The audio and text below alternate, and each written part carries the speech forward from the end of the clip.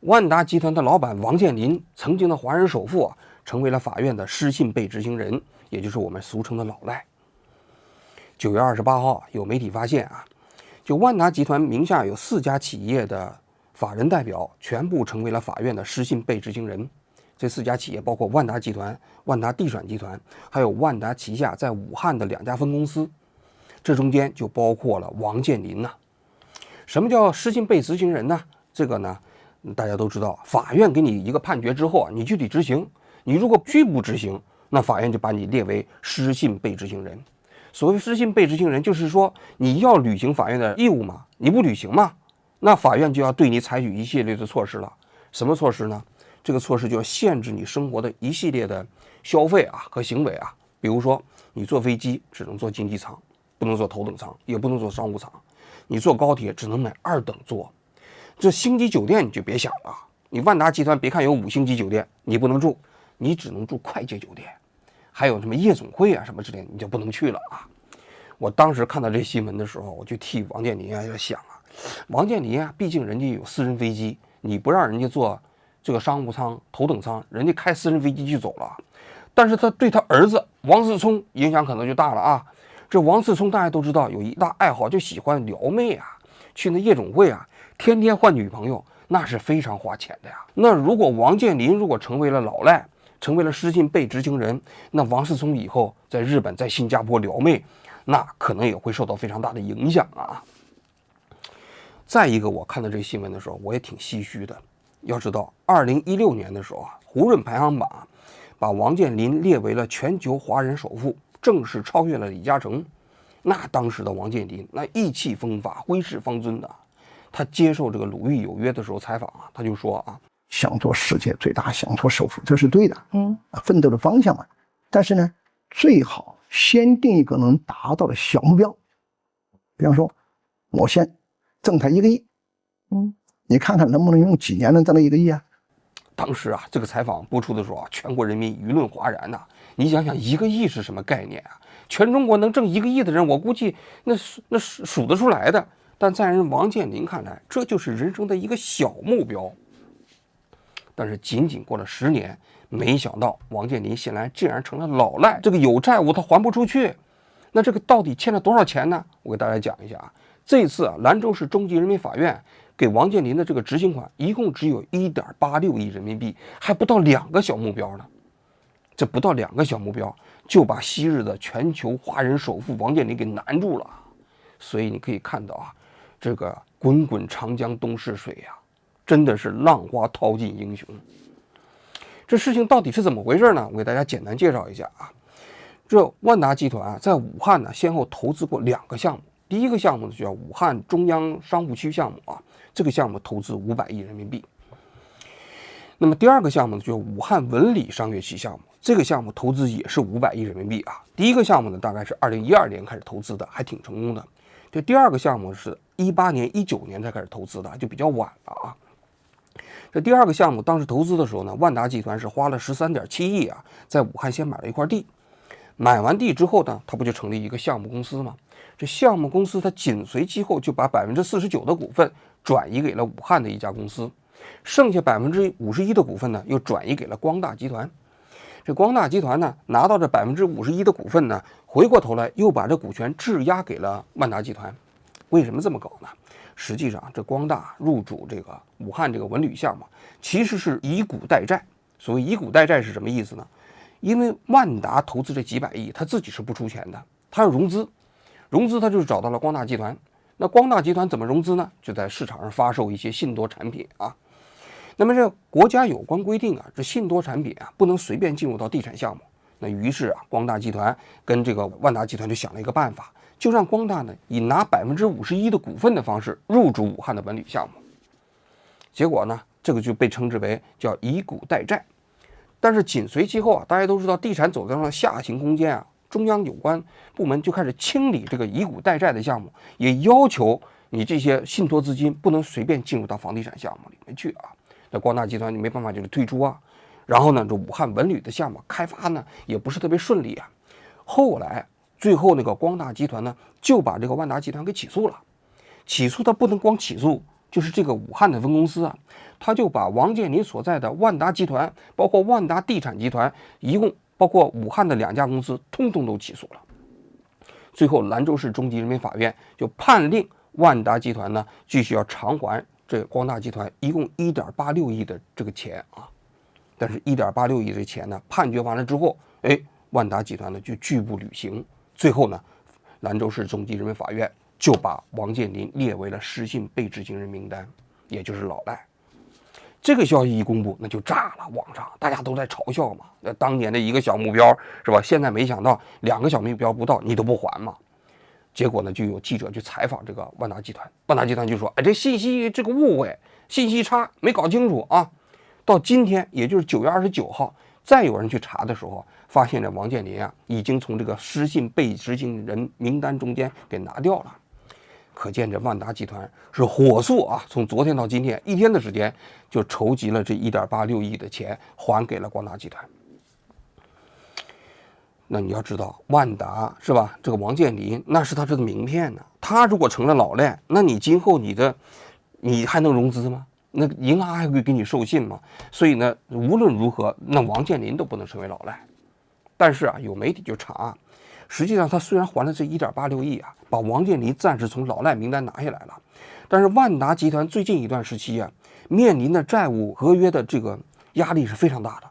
从今年8月份到9月份这2个月的时间啊，有人就查询到万达被执行了4笔钱，第一笔钱是24个亿，第二笔钱是3.5个亿，第3笔钱是4个亿，第4笔钱是4个亿。你看，从8月到9月加起来就有35亿的被执行款。那这个钱啊，实际上你2个月就30多亿嘛，那是相当大一笔钱。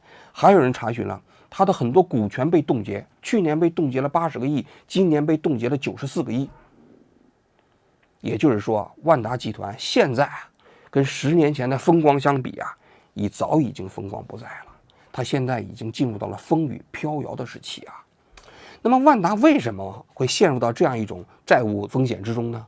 它为什么从10年前的那2600亿的这个全球华人首富会跌落到今天这种地步呢？我们今天就来讲一讲啊，这大连万达王健林的故事啊。王健林这个人的经历蛮传奇的。他是四川苍溪人，他父亲据说是还是红四方面军的一个干部啊，当然不是一个大干部，也是个小干部，在当地也就是一个副处级干部。他呢在文革期间啊，那个时候不是下乡知青嘛，最后在1970年的时候呢，他入伍了，参军了。参军之后呢，他也在军队里头摸打滚爬，在军队干了8年，就升到了排长。那么后来啊，在1978年的时候呢，他在这个排长这个职位上，就到了大连的陆军学院去上学。在大连陆军学院这个地方上学，上了2年之后啊，到了1980年左右的时候呢，他就毕业了。毕业之后啊，他就是留在了这个学校，当这个学校这个大队里的参谋。后来在1986年的时候啊，那时候邓小平提出了100万大裁军，就号召大家都转业。他于是呢就转业了，转业到了大连西岗区人民政府啊当办公室的主任。当然也有人说是副主任啊。他到这个西岗区人民政府当办公室的这个主任和副主任期间啊，那个时候正好也赶上改革开放，当地啊他有一家西岗区的自己的房地产企业，这国有企业搞不好啊，所以在1988年的时候，当地政府啊就说，这家西岗区下面的这个房地产企业欠了一屁股债，谁能把这个贷款还了，这家企业我们就给谁了。这个王健林呢就觉得这是个机会，他说我来还。于是他就接手了西岗区下属的这家房地产企业。他拿到这家房地产企业之后，他有些哥们儿啊，在银行里啊，在哪儿方面都有项目啊。他到银行里贷了一笔钱，又接了西岗区的一个棚户区改造项目。一个改造项目完成之后啊，他还清了全部贷款，也赚到了人生的第一桶金。据他自己讲，1988年他去了香港，他去香港的时候就站在一个香港的大楼上。91年嘛，第一次去香港，跟我几个朋友一起。在君悦的11层平台上，它是4个楼组成的一个平台啊，滑下去的。哇，当时觉得这太好了，这看完这个产生一个感悟。他说什么感悟？我说我这一生奋斗一定要拥有这栋楼。他不是说在香港，因为不敢说就在大陆。我说一定要拥有一栋楼，人生奋斗目标啊。那所以朋友们当时还觉得，那刚做生意2、3年嘛，那觉得你这还一栋楼在香港的几十亿，大陆也得几个亿。那觉得你还敢说拥有一种？我说，如果人生连这个目标都达不到，那我们就做这个生意，他们才做这一行就是白混。所以人的目标是一点一点变大的。是的，很多学生我跟一见面或者会谈，上来一句话就是我要当首富，我要做世界最大公司。这你就跟他聊，就说，哎，你哪方面做的最大？从什么人开始呢？说不出来。所以我就跟他讲，从我自己的经历，我觉得有这个想法啊，想做世界最大，想做首富，这是对的。奋斗的方向嘛。但是呢，最好先定一个能达到的小目标。比方说，我先挣他1个亿，你看看能不能用几年能挣到1个亿啊？他那一年呢，实际上啊，刚刚创业的时候啊，年纪已经不小了嘛，就36岁了嘛。结果人家4年左右的时间就达到了这个目标，就赚到了1个亿。后来呢，就是王健林啊，他一开始他的这个房地产企业主要就是集中在大连啊。大家知道王健林呢，主要是通过当年的大连万达队，因为他在赚了钱之后呢，就资助了大连的足球队嘛，冠名大连万达队啊，来参加全国的甲级联赛。大连万达队当年的成绩非常好啊，曾经在甲级联赛中间创立了53场连续不败的记录啊。但是后来呢，他就把这个足球转让给了徐明的大连实德，是吧？当然徐明后来就进去了啊。那么他在大连这个地方房地产开发做的还是非常不错的。后来当然他就开始布局全国，他发明了一种模式，就是万达模式，也就是商业地产中间的万达模式啊。这个万达模式是怎么回事呢？这个是2002年他最早在长春开始搞的，就是开始搞这个大连万达的万达广场。他搞这个商业地产，一般人搞商业地产就是开一个小区就是个小区嘛，对吧？小区里头了不起配一个什么会所嘛。但是王健林不一样，他搞这个商业地产呢，都规模比较大。它外面呢，它都是一个商业地产项目，比如说先是住宅项目啊，住宅项目是一个区域，然后中间的核心呢是商业地产。这商业地产里头就包括万达的酒店、万达的购物中心、万达的影院、万达的美食城。它是通过开发整个这个项目之后啊，把中间这一部分的资产呢留存在自己手里。也就是说，我开发一个普通的住宅地产，我能够把中间的商业地产赚出来，就算成功。赚出来之后呢，万达酒店它自己经营啊，万达酒店是全国5星级酒店的这个品牌啊。同时，万达的美食广场呢，它去招投标，让你其他的那些品牌啊入驻到这里头啊。然后紧随其后，他要搞这个万达影院嘛，在全国各地布局院线嘛。这个模式建成之后啊，应该说是非常成功。他就用这个模式在全国各地呢陆续开展这个万达项目。那么到前几年的时候，这个万达项目在全国一共已经开发了531个万达广场，应该说是非常成功的。这是一块。紧随其后呢，他就开始开发其他的项目啊。你比如说，他是开发进入文化产业，文化产业主要包括2个方面，一个是万达的体育，另外一个呢就是万达的这个影院。万达体育呢，他当年不是投资大连万达球队吗？后来要到欧洲去买欧洲的这个球队啊，直接投资起体育啊。万达影院实际上是相当成功的，因为他到大连万达广场中间，他直接就开发一个影院嘛。他当时发展比较迅速的时候，每年增加400块屏幕，而且他的那个万达影院的硬件设施都非常好啊。所以啊，万达影院在全国啊，最后的占比大概占到了14%到15%。目前在全国啊，大概有2600块屏幕。我看了一下它今年营业数字，2月份的时候啊，它这万达影院啊，一共它的这个票房销售额就到了25亿人民币啊，应该说是占有非常大的市场份额，而且也独立上市啊，这是第2块。第3块呢，它当时啊也开始搞一些这个互联网金融，就跟那个恒大开始比起来嘛。恒大当时不也是搞互联网金融吗？当然恒大胆子比较大啊，直接去收购银行了啊。他没搞银行，他开始搞互联网金融，就是也开始搞一些网贷啊什么样这样的一个措施啊。3大块产业啊，应该是构建了万达的商业帝国。那么从2012年开始呢，他不但是在国内啊不满足于国内这个项目了，就开始准备搞国际化。这国际化呢，他就把这个事业伸展到海外，在海外里头主要也是这么几大块啊。第一大块就是在国外也开始搞类似于重资产的这种地产项目的开发，这是一大块。另外一个呢，也是文化项目输出啊，在美国收购传奇影业啊，也包括美国的院线啊，100%的院线它都直接收购啊。还你比如说体育啊，在欧洲直接收购俱乐部啊，等等啊，这是第二块。这第三块呢，就是说他在国外好像是也是要准备搞一些什么游艇啊。那英国有一家游艇公司，他都直接就给收购了啊。当时有钱啊，这个那游艇公司就是专门造游艇的，好像是3点几亿英镑买下来的啊。所以你可以看到那是雄心勃勃啊。所以在2016年的时候，他就被胡润排行榜列为全球的华人首富。2015年的时候，他到哈佛大学他做过一个演讲。中国这些商人成功了以后，都喜欢到国外的大学去做演讲啊。那你像刘强东到那好像英国的耶鲁大学去做演讲啊。那马云也是啊。那人家这个王健林啊，你别看文化程度不是特别高啊，因为到哈佛大学去做演讲。演讲的过程中，他就讲到了万达集团的雄心勃勃的目标。我们万达给自己提出了一个战略目标，叫做2211目标。就是到2020年的时候，就是5年之内，万达的资产，企业的资产要做到2000亿美元，公司的价值，就是上市公司的价值，要做到超过2000亿美金。那么企业的年收入呢，要超过1000亿美元，我们的净利润至少要超过100亿美元。那么还有一个目标，就是说，在这1000亿美金收入当中，来自海外的收入，就中国大陆以外的，至少要占到30%。这就是我们现在万达正在进行的第4次，也是最深刻的一次转变，从一个中国企业转向一个一流的跨国企业。不仅是跨国企业，前面还有限制词，是一流。那你想想，当时他在福布斯排行榜在全球范围内好像已经排到了30几啊。那按照他这个宏伟蓝图啊，那很快要不断的，搞不好都能成为全球首富啊，是吧？那当时就很多，我看那底下人就问他。My question will be in Chinese, so interpreter please help me out.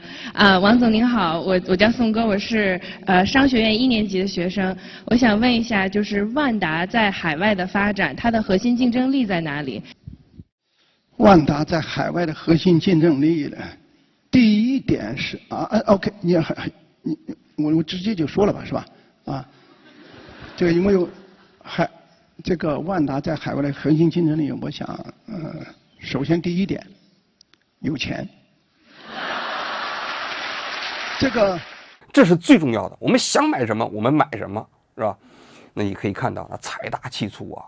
而且当时那主持人在旁边也问他，说有人说你现在往国外这个投资啊，其实你不是搞真投资，你是搞这个资产转移。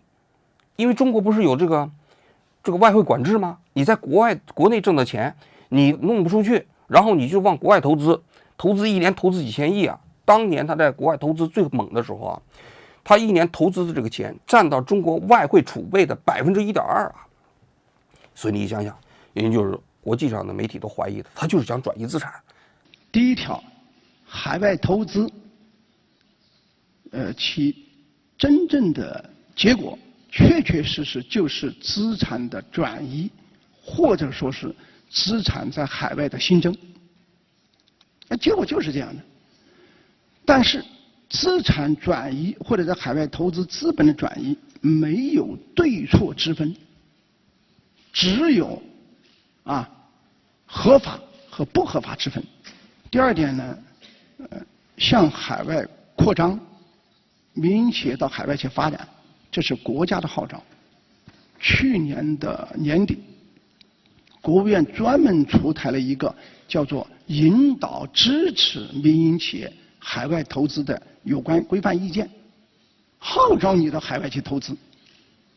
我这是到海外投资，咱们往大说一点，我是响应国家号召，对不对？最后第三点，你说万达这个钱，既不是偷的，也不是抢的，也不是我们自己印的。因为这个，你看现在公布出来，所有抢银行的或者印假钞的，好像都没有跟万达沾上边儿，所以完全是我们自己辛辛苦苦赚出来的。我们辛苦自己赚的钱，我爱往哪投就往哪投。这个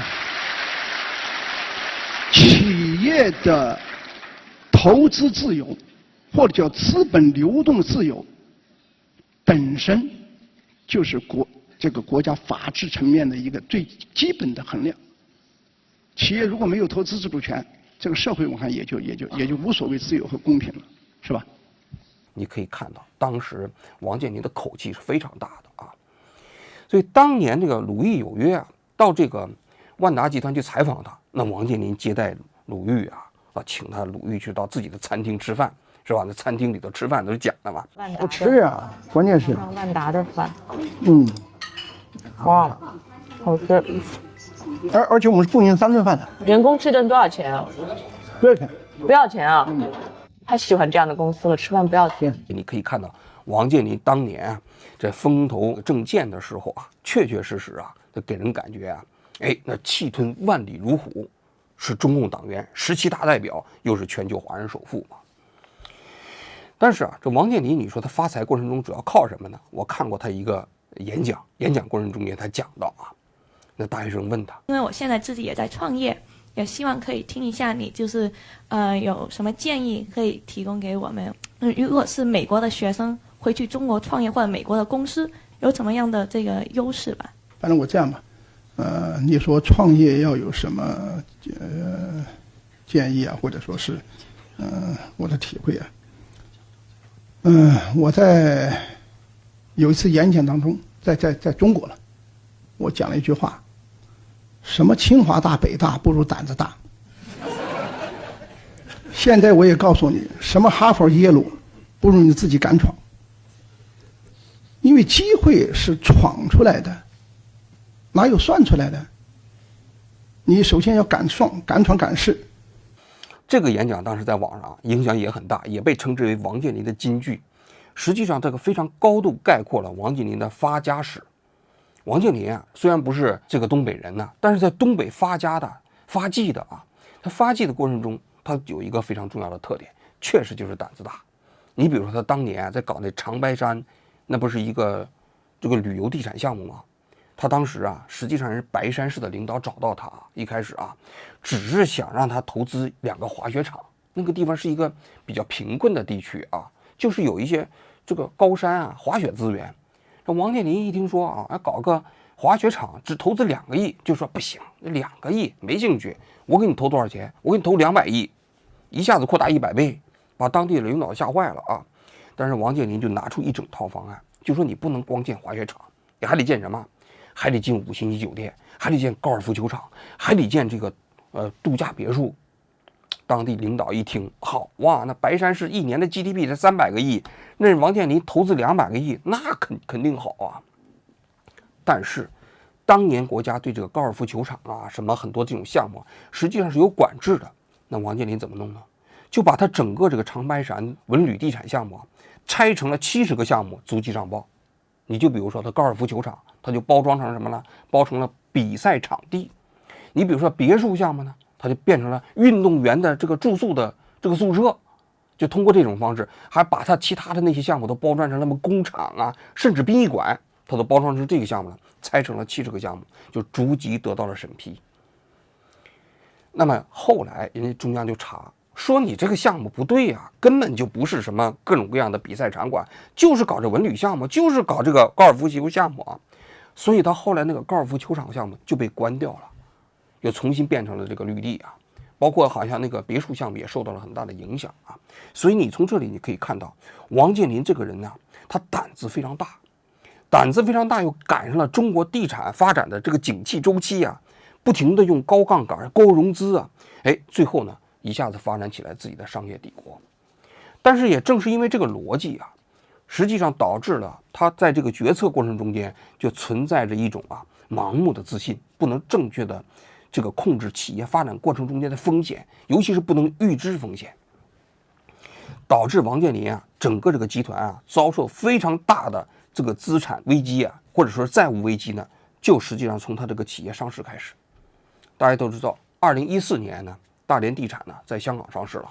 上市的时候实际上还是非常不错的上市当天，它这个收盘呢，它这个大连地产的市值呢就是3000亿港币应该说是挺不错的了但是当年呢，香港市场对内地的房地产企业给的估值比较低，所以啊，据说它净资产啊大概只有80%是它的市值啊，所以说市盈率大概只有给到5-6倍，所以王健林就特别不满意，认为这香港市场就一直低估它的能力，低估它企业的价值，所以他在香港市场仅仅上市了1年多的时间，他就谋求退市。他想退市之后呢，重新在 A 股IPO。他比较了一下 A 股那些房地产企业啊，那市净率啊，也就是说市值啊除以它的净资产都在2到3倍，它呢只有0.8嘛。所以如果在内地上市了之后，那估值就高了。你在香港是3000亿，到了内地可能变成6000亿，变成8000亿啊。所以他就准备在香港搞私有化。所谓私有化，就是一家上市企业啊，你再重新把公众流通的这部分钱收购回来。那收购回来不是那么容易收购的，你得溢价呀，你不溢价，人家那些人不愿意收购啊。所以你必须是你流通股的70%的人投票同意才可以。这个时候呢，他就搞了一个融资方案，就找了融创啊这一大堆啊创投公司啊来给他投资，融了340个亿，用这340个亿啊来回购香港市场上流通的这些流通股的这个股票，他就大概溢价了23%来收购。当时啊，他的股票啊就40多块港币一股嘛，他是以50多块港币的一股呢价钱来回收，那人流通股愿意啊，对吧？那么他当时融资的这笔钱呢，他跟融创他们签了一个对赌协议。什么对赌协议呢？他就说在2018年8月31号之前要在 A 股完成 IPO 上市。那 IPO 上市之后，那如果溢价高了，那人这些投资公司不就赚了钱了嘛，是吧？但是如果是上不成市的话啊，他将以年化收益12%的利息啊，去回购这些融资公司给他提供的340亿的这个投资款，这对赌协议啊。结果他私有化成功之后啊，想要在内地 IPO 的时候，正赶上中国啊对房地产企业进行整顿，他的 IPO 就非常难了。所以到了2018年8月31号，他上市没上市成功，没上市成功，那340亿要还呢，加上12%的利息，他需要还380个亿，这怎么办呢？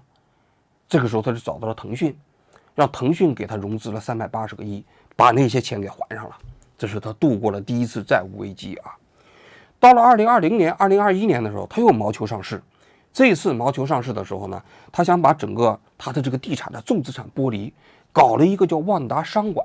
他把万达商管注册在了广东珠海的横琴岛的自贸区，他就以这个自贸区的万达商管的这个名义啊，在香港重新上市。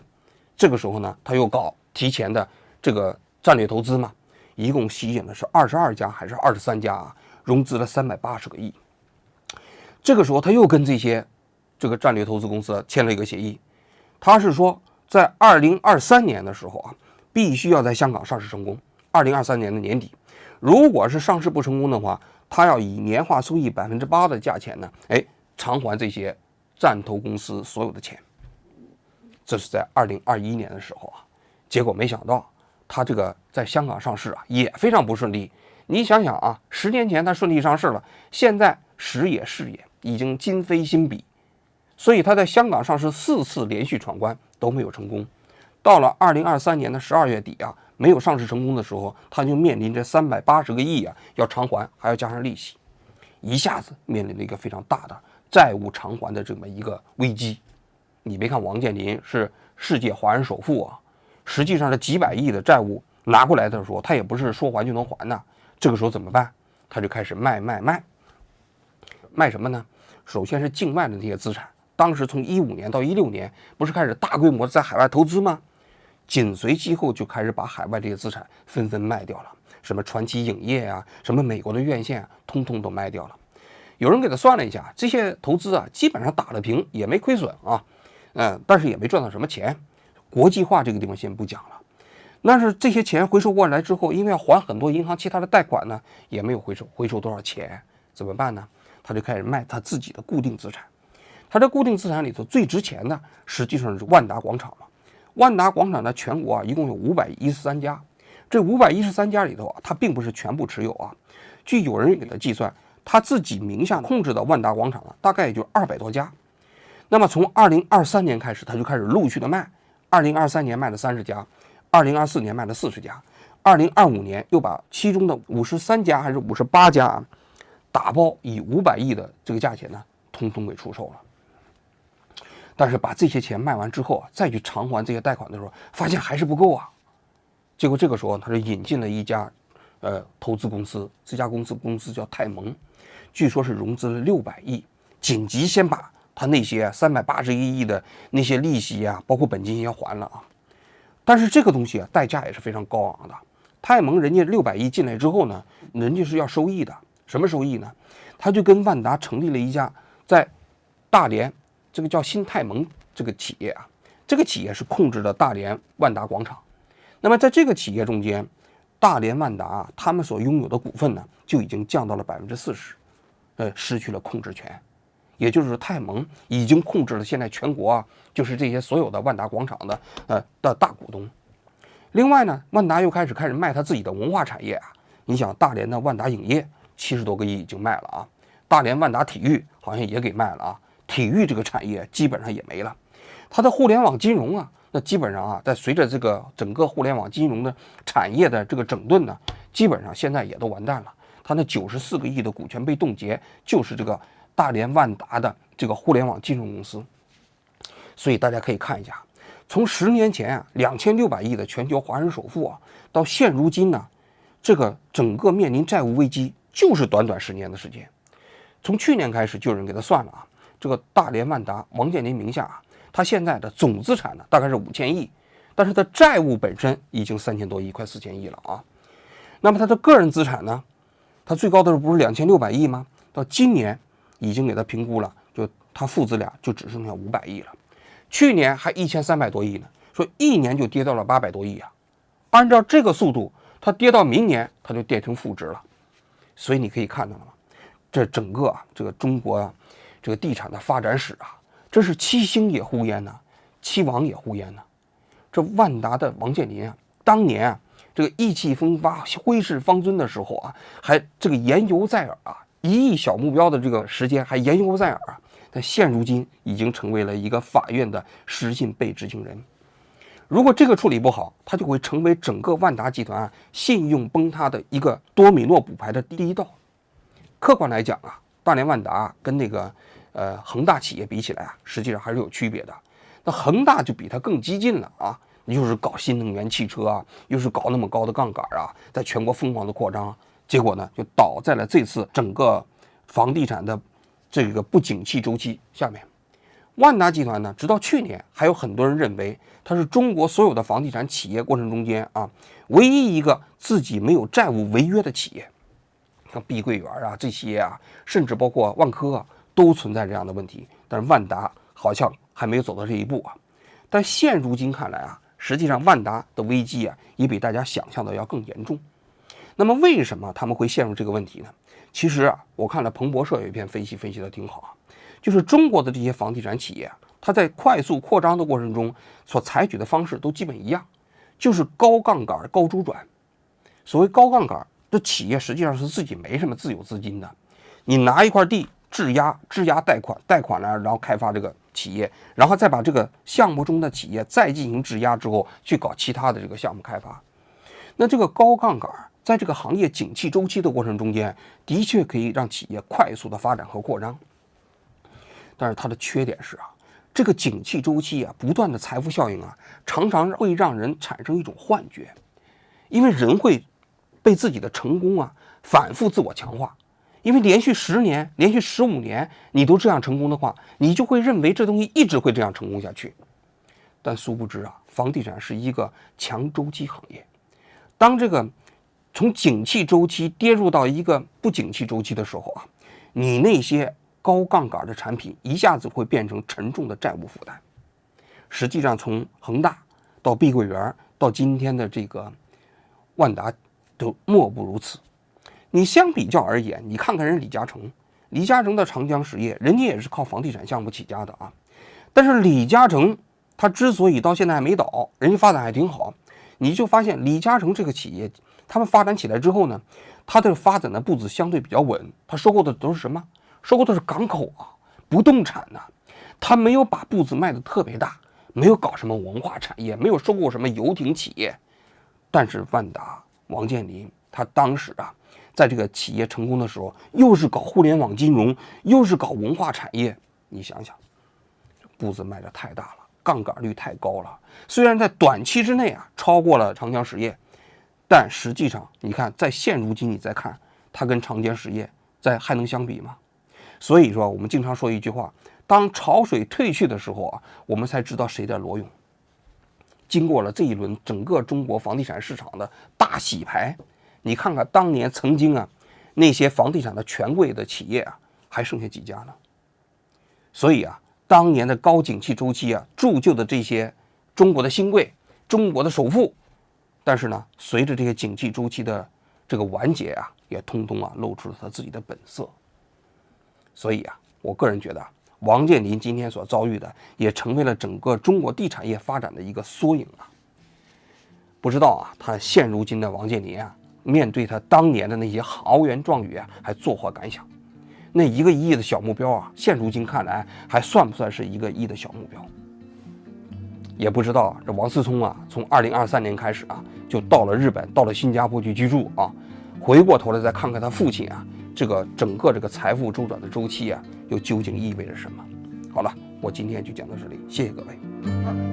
坚持精神，凡是成功的企业家或者卓越的企业家，都接近神经病。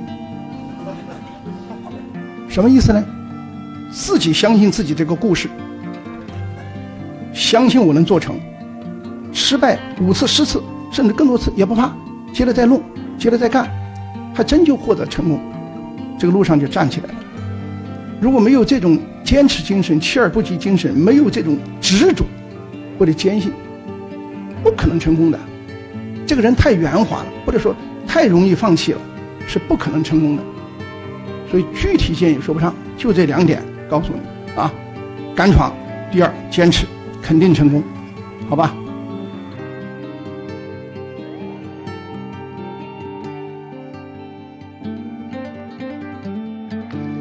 ？3条吧。第1条，海外投资，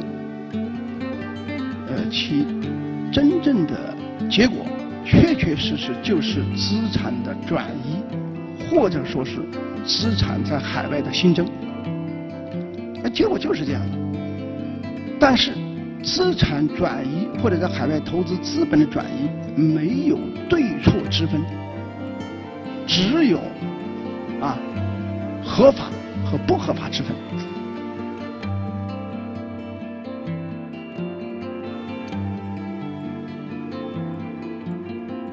第2点呢，向海外扩张，民营企业到海外去发展，这是国家的号召。去年的年底，国务院专门出台了一个叫做引导支持民营企业海外投资的有关规范意见，号召你到海外去投资。我这是到海外投资，咱们往大说一点，我是响应国家号召，对不对？最后第3点，你说万达这个钱，既不是偷的，也不是抢的，也不是我们自己印的，我爱往哪投就往哪投。这个